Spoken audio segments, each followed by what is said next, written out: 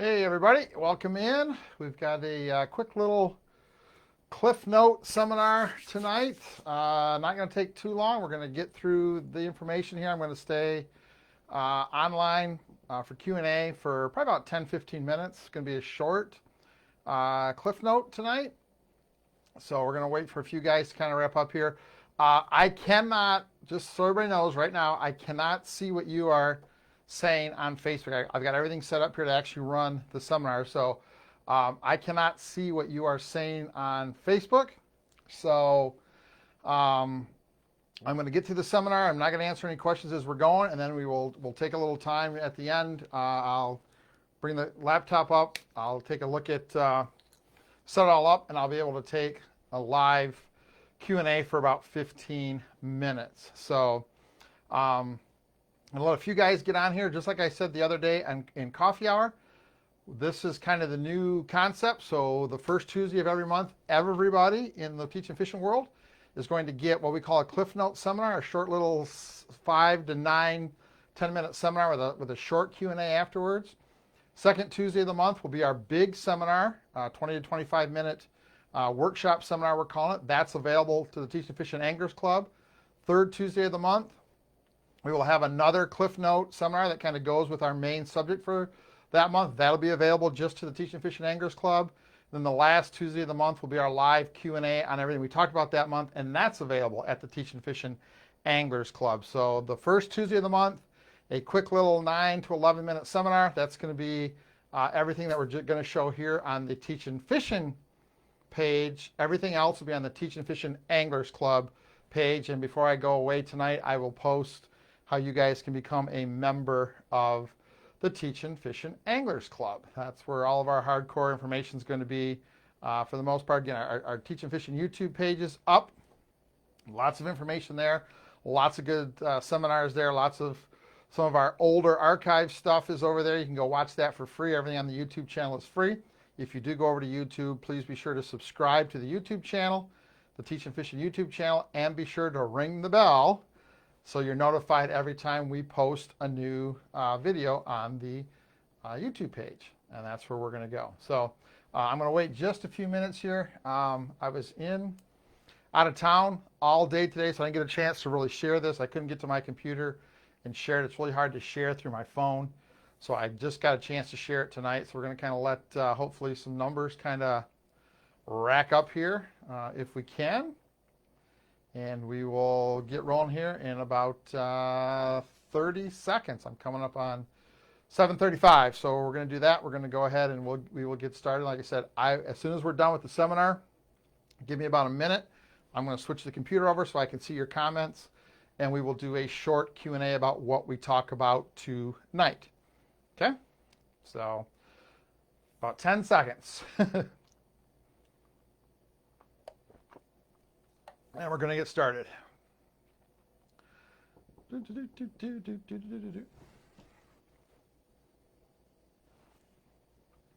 Okay, welcome to Teaching Fishing. This is our January 2021.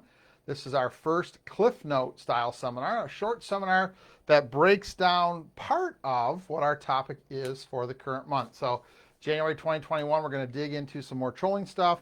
And tonight we're going to start the month with 7 steps to catching more fish, or 7 steps to trolling success. 7 things that you want to do in 2021 to make sure you're going to catch more fish when you're trolling. Now, it doesn't matter if you're trolling for walleye, salmon, steelhead, northern pike. It doesn't matter what you're trolling for. It doesn't matter where you are trolling. Saginaw Bay, Lake Erie, out west in the reservoirs on the Missouri River. It doesn't matter. The information is going to apply to any kind of fishing you're doing for any kind of fish, any place you go.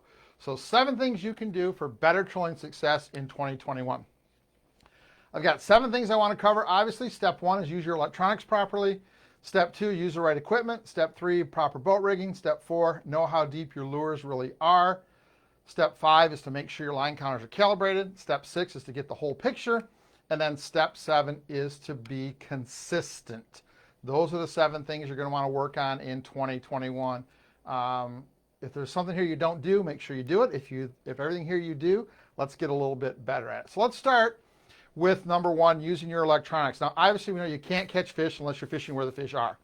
We've talked about that we're going on close to 25 years here at Walleye 101 and now teaching fishing. We've been talking about that since day one. You can't catch fish unless you're fishing where they are. That's a huge part. Use your sonar to locate game fish and bait fish. Use your sonar to determine the activity level of the fish. Are they biters? Are they not biters? Use your GPS to stay on the fish. And then use your GPS for your trolling speed over ground. So finding a spot where you have game fish that are catchable. That's the word we always use here is catchable fish. So game fish that are off the bottom, grouped tightly together, close to bait that's being pushed together. Those are all things that tell you those game fish are active, they're aggressive, they should be easy to catch. When you find something like this, you can do a lot of things wrong presentation-wise, still get bit. So that's step one, using our electronics to kind of figure out where they are, and obviously sonar is a huge part of that. GPS is another piece of the puzzle. Finding fish, but boxing out where they are, getting four corners of the school before you start fishing, and then when you do catch fish, saving waypoints so you know what happened, what was going on. So not only do you have a reference today, but you have a reference for later, and then editing your waypoints and getting a good picture of what these waypoints actually mean with symbols and numbers, but using your GPS. And then lastly, the third part of this puzzle is using your GPS for your speed over ground. We're going to talk about speed and speed over ground a little bit later, but that is still a piece of information you have to have on your sonar. So your electronics are a very, very important part, actually step one of catching more fish this year, trolling. Step two is pretty important. Use the right equipment, right? If you're going to troll for any species of fish, line counter reels are necessary to get your lure to the right depth, to duplicate productive sets, to be able to get more rods catching fish. Line counters are an essential part of this puzzle, okay? Trolling, I like longer rods, 7.5 to 9. My favorite are 8.5 foot rods. I like stiff rods in the butt with a little bit of a soft tip. Those are my favorites. So make sure you've got planer board rods or rods that are designed for trolling. That's important. Inline planer boards, like the ones from Offshore Tackle, help you spread lines, get you more lines in the water, make it easier to handle more lines, catch more fish without snags. I think a huge part of trolling, regardless of what you're trolling for.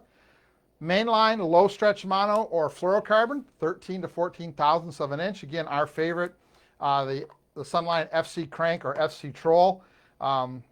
Same line, just branded a little bit different. In 16 pound is 13 thousandths of an inch.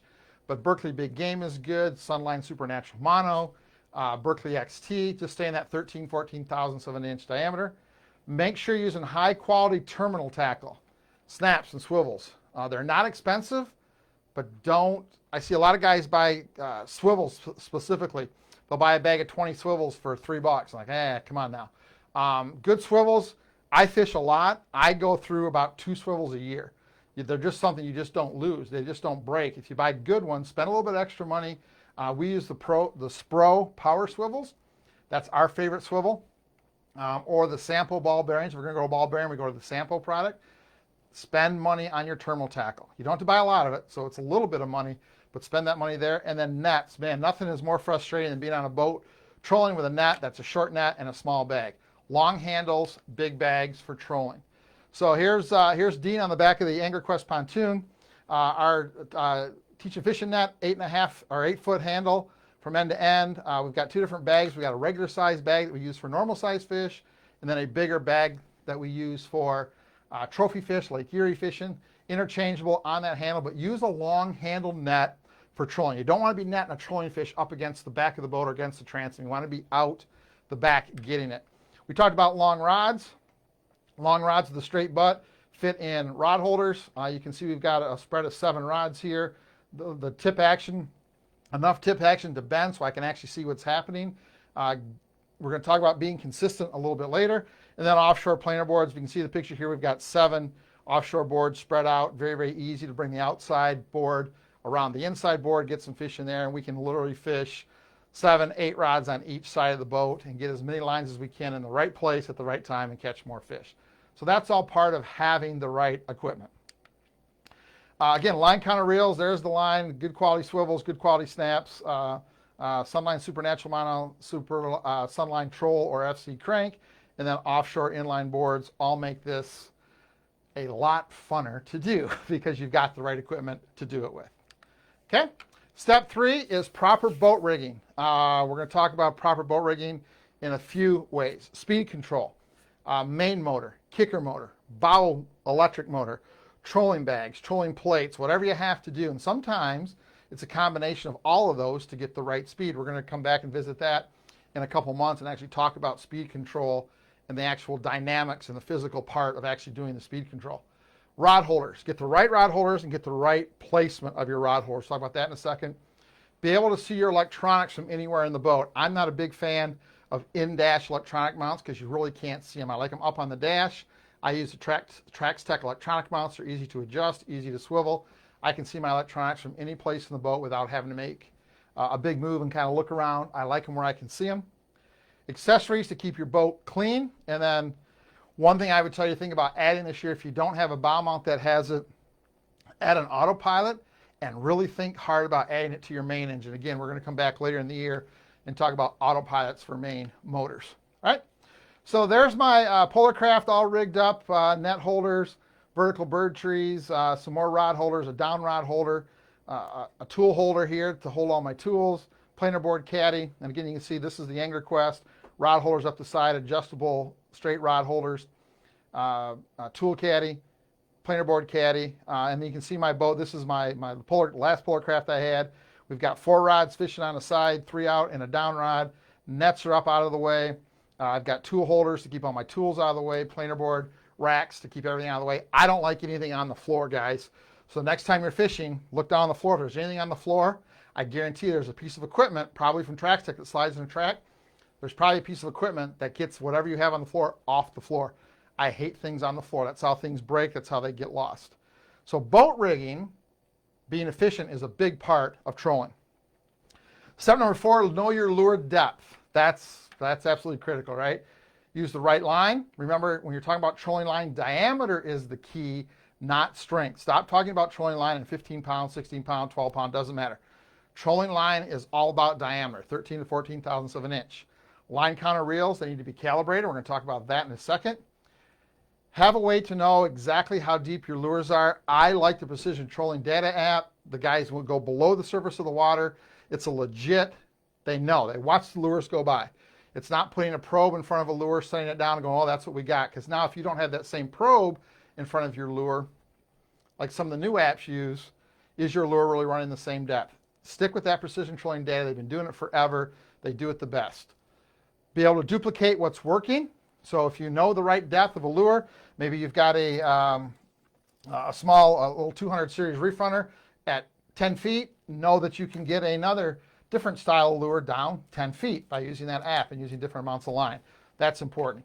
Have the right depth control devices, jet divers, disc, snap weights, inline weights. Have that stuff, lead core line, have that stuff in the boat so you can get your lures where you need to get them. And again, back to the Precision Trolling app. Somebody's done all this work for you. Take advantage. I'm telling you, that app, it will save you so much time in trolling. The beauty of the app is everything you're going to use is on there. So here is flatline crankbaits. Here are snap weights and inline weights. Magnum tadpoles that we use a lot. Here is, there's a lot of lures that have the 50+2, let out 50 feet of line, snap on a 2-ounce snap weight, then let out a little more line to get to a certain depth. That's on there. And there's also a lot of lures have how much lead core to let out to get a lure to a certain depth with lead core. So all the work that you need to get your lures to the exact depth they need to be is done at the Precision Trolling Data. Check out their website, precisiontrollingdata.com. Download the app. I promise you, that will catch you more money than more custom colored crankbaits. Trust me. Okay? If you're going to use the Precision Trolling Data app, we talked about that quite a bit. Use the right line, 13, 14 thousandths of an inch. We know that line diameter affects lure depth more than anything else. Have your line counters calibrated. Now, when they do the app, they use Daiwa SG27 LCs. You can use AccuDepth 27s, but if you want to get exactly what they're using, they use the Daiwa 27s. That's important.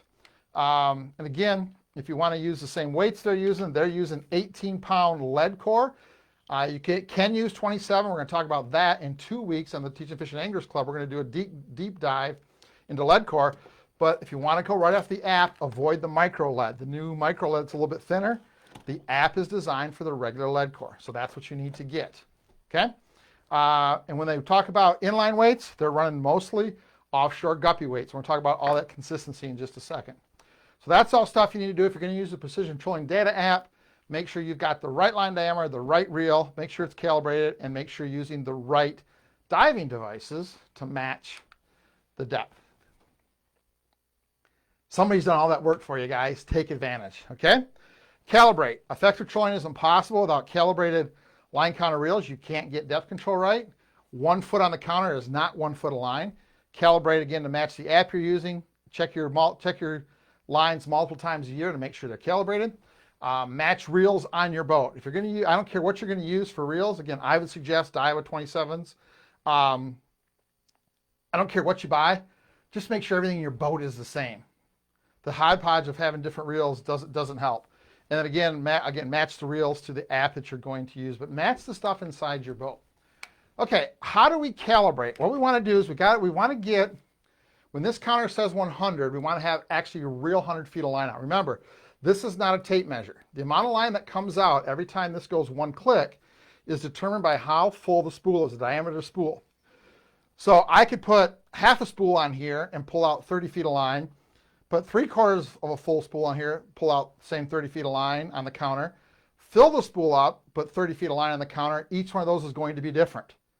They're not going to be real 30 feet. The only one that's going to be 30 feet is when we go back and calibrate. And we calibrate at 100 because the Precision Trolling Data app calibrated at 100. So what we're going to do is fill our reel up close to full, measure out 100 feet of line, and then I just put an offshore clip at both ends. I use 2 tent stakes. I got 100-foot measuring tape. I got 2 plastic tent stakes with mason line between them. I carry one of those in each one of my boats, one in my truck. And then if I do get a place where I can use my measuring tape, I do, but I've got those sticks with me all the time. Get 100 feet of line on the ground. Keep your spool up your line counter reel. Keep the spool on, don't cut the line. Reel up, put your line at one end of the 100 feet into the clip. So the spool's at one end, your rod tip's at the other. Zero your counter and walk 100 feet.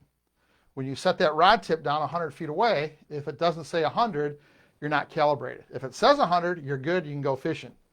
If the counter is less than 100, you need to take line off. So reel all that line back on to your line counter reel, get back to the other end, unhook it, and take some line off of your reel. If the counter is higher than 100, reel it back up, undo the clip, put some more line on your reel. Now here's what you have to understand. And again, we're going to dig into this a little bit deeper. 1 foot off is not 1 foot of line, because remember, we have to change the diameter. We found this out in our trip this fall. So depending on how you do it, 1 foot of line, one count on your clicker is anywhere between about 8 and 20 measured feet of line. So you're not off by 1 foot. You could be off by 20 feet. You need 20 more feet of line to get that line counter to move 1 digit different. Be careful with that, right? But you need to be calibrated. All right. Step number 6, get the whole picture. Understand how wind, wave, surface, and subsurface current affects lure speed, lure action, and lure depth. We've been digging into this for the last 6 weeks.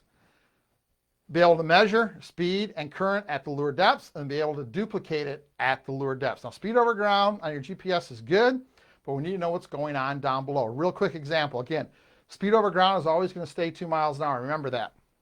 That's our GPS speed. We're going to go no current, no wind. Our lure, as we're going 2 miles an hour, our lure has a 2 mile an hour action. So it's going through the water at a certain 2 mile an hour action. Let's add a half a mile an hour current behind us. We're going with the current. Our speed over ground is still 2 because we don't know that current's down there. Our lure is now less aggressive. If it's a weight, it's diving deeper. Crankbait's diving about the same depth, but if it's a weight, it's diving a little bit deeper. The action is slower. Spinner blades may not even be spinning. Turn around and go the other way, 2.0 speed over ground into a half mile an hour subsurface current, and now that lure is really whipping. It's got a lot more action, 2.5 mile an hour action. Even though we're still going 2 miles an hour across the water, the lure's going 2.5. Crankbaits may run a little higher. Lead core, sinkers, divers are obviously going to run a little bit higher. You're going to get more aggressive action. So you have to know what's going on down here. And you know my favorite is the Fishhawk X2 portable system. You don't have anything mounted. You can take it on any boat you fish. Very, very easy to use and get depth down at any, or get speed down at any depth you want and find out where that current actually is. Okay? All right, number 7, be consistent. Match as much equipment as possible to the app you're using. We've already talked about that a lot. That's important. Match as much equipment as possible in your group. So if you fish with 3 other guys that own boats, you guys should all have the same rods, all the same reels, all the same line. You should all be calibrated the same. You've got to have some consistency in your boat, number 1, for sure. Number 2, inside your group. That's huge. You want to be able to get fishing information from somebody and be able to use it, right? Use the same weights, divers, and line across all your rods. So we've talked about line a lot. Look at, if I take a 2-ounce inline weight, this is actually a 4-ounce, but I want you to be able to see it. If I take an inline weight that looks like this, or if I use a guppy weight inline that looks like this, they go through the water different. You can't have a 2-ounce guppy on one rod and a 2-ounce torpedo on another rod and a 2-ounce keel weight on another rod. They're not all running the same. So pick 1 or 2 styles of inline weights or snap weights, because you can take an inline weight and just put it on a snap and turn it into a snap weight, so you don't need extra snap weights. Pick 1 style of weight and fish it. Don't have torpedo weights and keel weights and guppy weights and fish, shaped inline weights. Pick 1, stay with it all through all the sizes. You're going to be consistent inside your boat. Be consistent.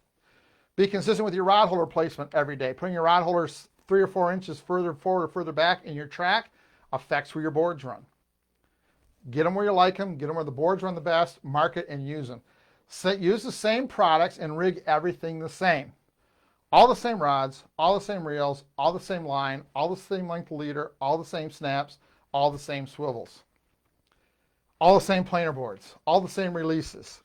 Tail flags or not, they all should be the same. What front clip you're going to use, they should all be the same. Don't care what they are, just make sure you're consistent, guys, because that little bit of inconsistency really makes it hard to see what's happening. Be consistent through your spread. Okay, those were the 7 things I want you to concentrate on this year to catch more fish. Use your electronics, use the right equipment, proper boat rigging, know how deep your lures really are, calibrate your line counter reels for sure, get the whole picture by knowing what's going on underneath the water, and be consistent. You do those 7 things right, you're going to catch a lot more fish like this every year, and you're going to have a lot better trolling season in 2021. All right, that's the seminar. Give me a few seconds here, guys. I'm going to switch over the computer, and we're going to stay here for about 10 minutes. We'll do a quick little Q&A on what we covered tonight, and then we're going to wrap her up. But that was just a quick overview of 7 things you can do to catch more fish trolling this year. So let me hop on here.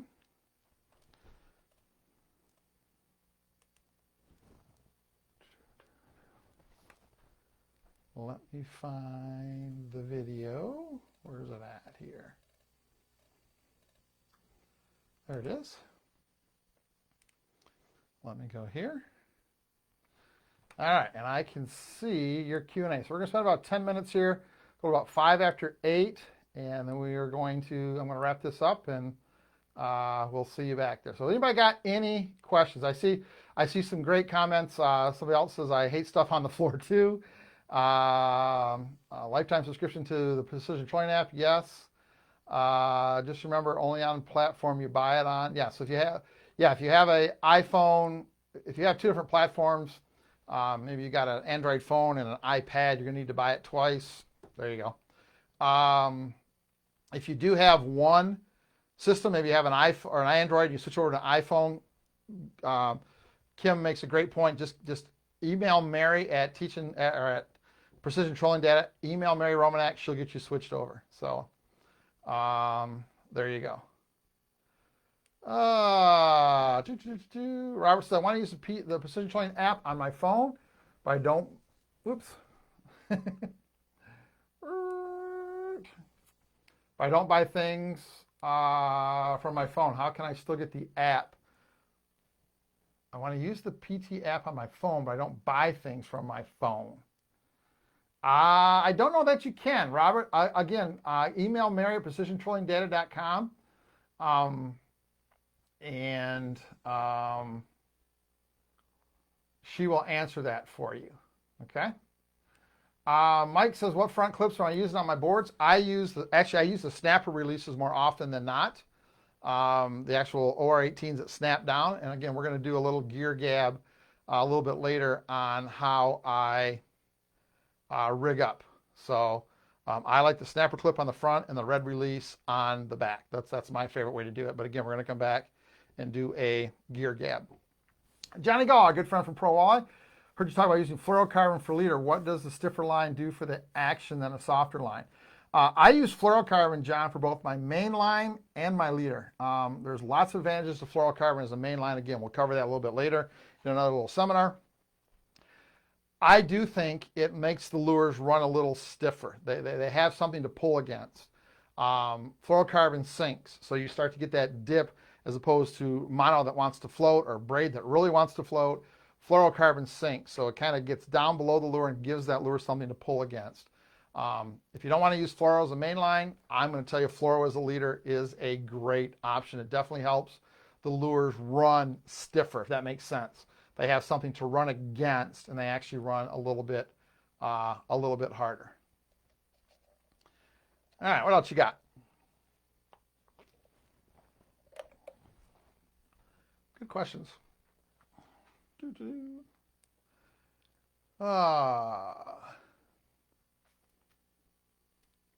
What else you got? What Dougie said something about. I'll have to go back and look. I know Dougie said something about he switched. I have an iPad and I use Android phones, and I have an iPad that I have to use because I have some things I have to use on an iPad format. So I have two versions. I have both versions of the app. So Dustin says I bought some bigger crankbaits for Eplis floating magnums and bomber mags. Boom, there you go. I like that idea. Per your suggestion, you mentioned replacing the hooks. What size, brand, etc. do you recommend? Great question, Dustin. I recommend you change with the same size that's on the bait. That's important. Actually, the same weight hook is the big deal. If you stay the same size, that should be about right. I use Mustad triple grips. That's my go-to hook. They're easy to find in bulk. They're easy to find in either 8 packs, 10 packs, 25 packs. I really like the Gamakatsu EWGs, extra wide gaps, but they're a little harder to find commercially. I like the Mustad triple grips.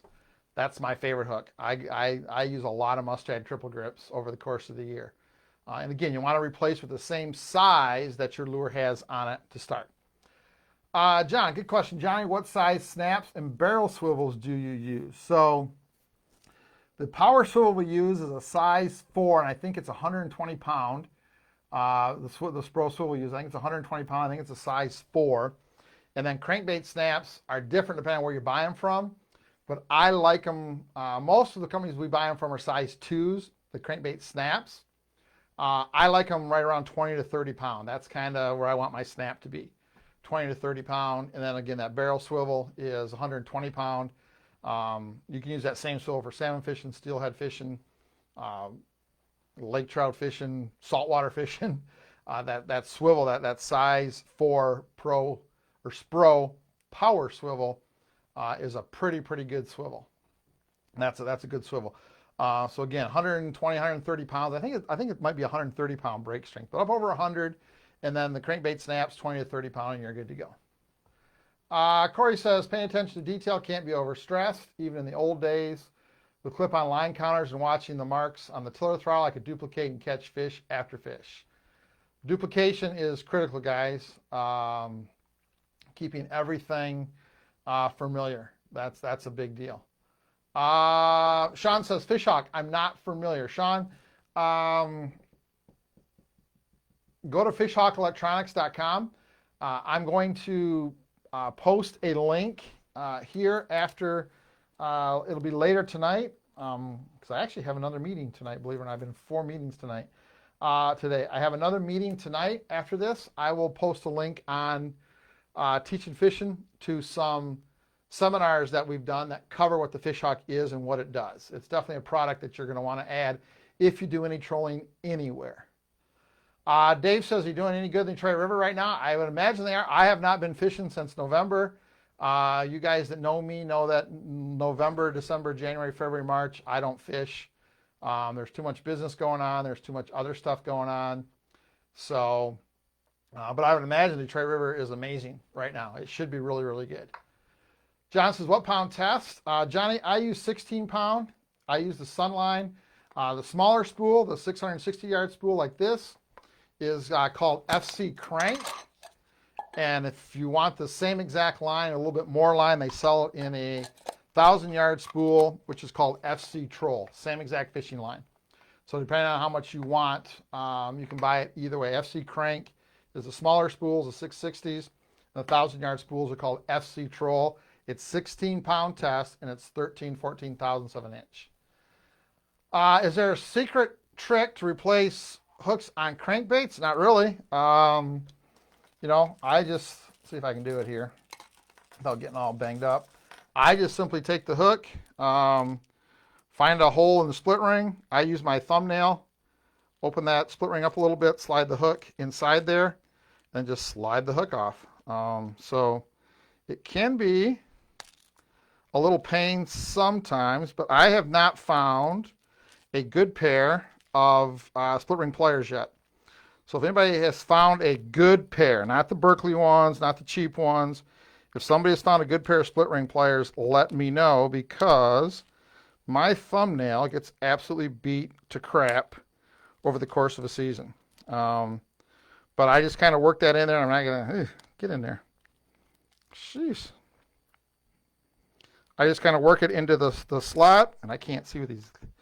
I kind of just work it in the slot, open up the split ring with my thumbnail. There we go. Slide the hook in there and just slide her out. So again, if you can find a good pair of split ring pliers, do it if somebody has them. So, all right, guys, let's wrap up tonight.